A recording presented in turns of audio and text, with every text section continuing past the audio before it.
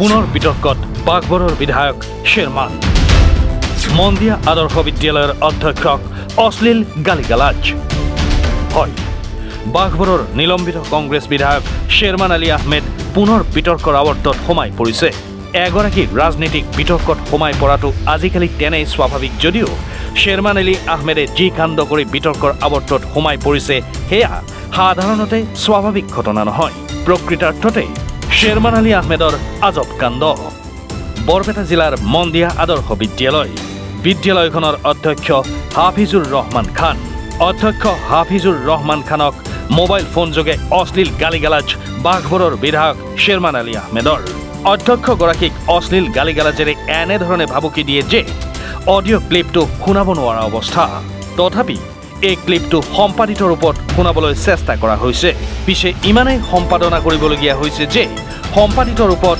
Audio' ক্লিপটো বুজাই টান হৈ পৰিছে প্ৰতিটো শব্দৰ পিছে পিছে বেয়া শব্দ তথাপি শুনক তই মোক কখনো ইজ্জত নিদিয় ডাঙৰ মানুহ হৈ গৈছ কৰবাত তই কি বুলি ভাবিছ নিজকে মই এমএলএ হয় লাত মাৰি তোক স্কুলৰ পৰা খেদি দিম কৰি থাক এনেকে অপমান নকৰিবি মোক কিয় কাৰণে অপমান কৰ মোক তই মানুহজনীক ঠেলা মাৰি পেলাই দিছ আৰু কৈছ এইবোৰ ভেলুলেছ তই কি বুলি ভাবিছ তই মন্দিয়া সমষ্টিৰ তই স্কুলৰ টিচাৰ হয় মই 3 লাখ মানুহৰ প্ৰতিনিধি হয় অভদ্ৰ কৰবাৰ তই মোক সন্মান নিদিয় কৰবাৰ এমডি হৈছনে তোৰ এমডিও ভালকে মোক গুৰুত্ব দিয়ে কৰবাৰ দ্বিতীয়বাৰ এইবোৰ নকৰিবি কিন্তু তোক মই কৰি খেদিম মই লঠিয়াই মনত ৰাখিবি তই য'ত দুজখত যাও গৈ থাক মই তাৰ পৰা 2 লাখ মাৰি খেদি দিম কৰি পেলাই চাও কোনে মোৰ হাৰামজাদা তই মোক ডন ডেয়াৰ টু ডিফেম মি মই 4th গ্ৰেডৰ এটা আজি 14 মাহ আগতে ৰেজুলেশ্যন ললো তই আজিলৈ নিদিলি এপ্ৰুভেল লাগে মই এইবোৰ নাজানো নেকি এছএমডিচি এপ্ৰুভেল কৰাৰ পিছত আৰু কি এপ্ৰুভেল লাগে তই পিছত পঠাই দিব পাৰিলিহেঁতেন তই বেছি ডাঙৰ মানুহ নহবি নিজকে কি বুলি ভাবি দেখ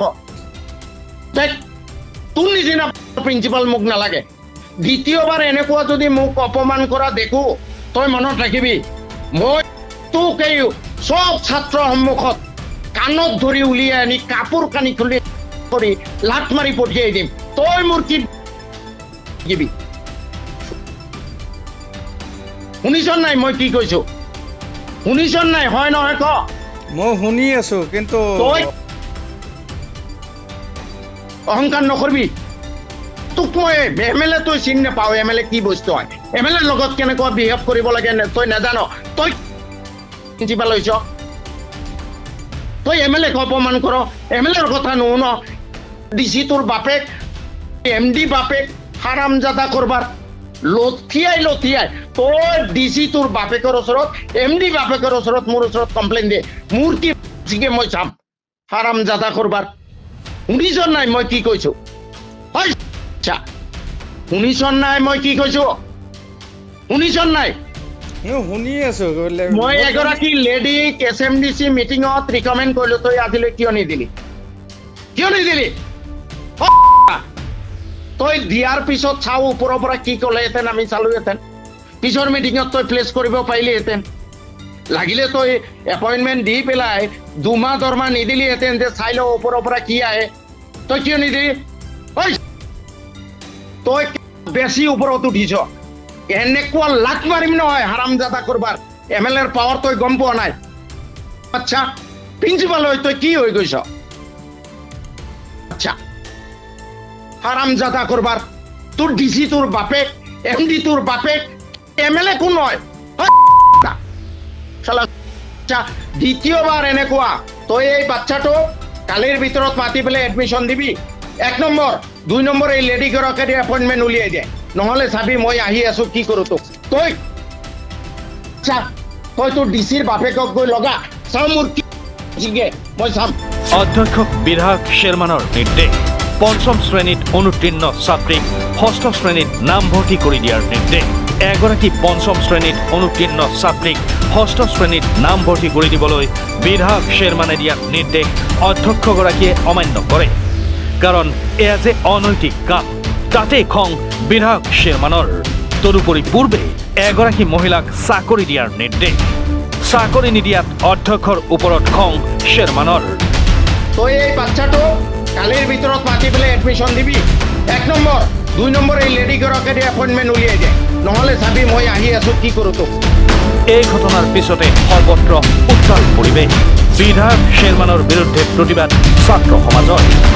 মন্দিয়া আঞ্চলিক মহাবিদ্যালয়ৰ ছাত্ৰ ছাত্ৰী আৰু NSUI গোটৰ তীব্ৰ প্ৰতিবাদী কাৰ্যসূচী। বিধায়ক শ্বেৰমানৰ বিৰুদ্ধে ব্যৱস্থা গ্ৰহণৰ দাবী।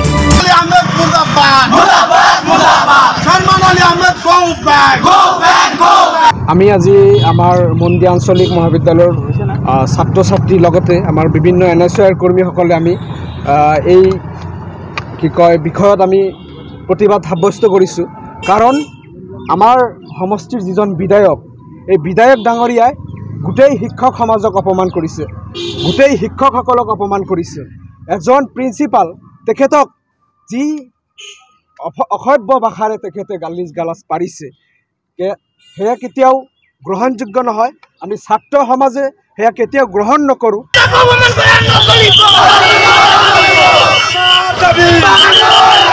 শিক্ষক সমাজক যি অভদ্ৰতাৰ, যি অশ্লীল ভাষা কৈ গালি গালাজ পাৰিছে, তাৰ বাবে আমি আজি বাগবৰ সমষ্টিৰ বাসিন্দা হৈ খুবেই নিৰ্লজ্জ অনুভৱ কৰিছোঁ। কাৰণ তেওঁ এজন বিধায়ক, তেখেত এজন বিধায়ক হয়। এজন বিধায়কৰ মুখৰ পৰা এনেকুৱা ভাষা উলিয়াব নালাগে। এতিয়া মূল কথাটো হ'ল, এই অভব্য আচৰণৰ বাবে বিধায়ক শ্বেৰমান আলী আহমেদৰ বিৰুদ্ধে কি ব্যৱস্থা গ্ৰহণ কৰা হয় সেয়া লক্ষণীয় হ'ব। মন্দিয়াৰ পৰা ছবেদ আলীৰ ৰিপৰ্ট, এনি ভাৰত 24। অভিনয় কৰাৰ হেঁপাহ আপুনিও পঢ়ি ৰাখিছে নেকি? আপোনাৰ অভিনয় কৰাৰ অভিজ্ঞতা নাই? কোনো কথা নাই, আপোনাৰ বাবে আহিছে সোণালী সুযোগ। 29 ছেপ্টেম্বৰত দিনৰ 9 বজাৰ পৰা নিশা 8 বজালৈ বলিউড তথা হলিউডৰ চিনেমাৰ বাবে অডিশ্যন হ'বলৈ গৈ আছে গুৱাহাটীৰ কাহিলীপাৰাস্থিত জ্যোতি চিত্ৰবনত। 5 বছৰ বয়সৰ পৰা 17 বছৰ ব্যক্তিয়ে কৰিব পাৰিব অংশগ্ৰহণ।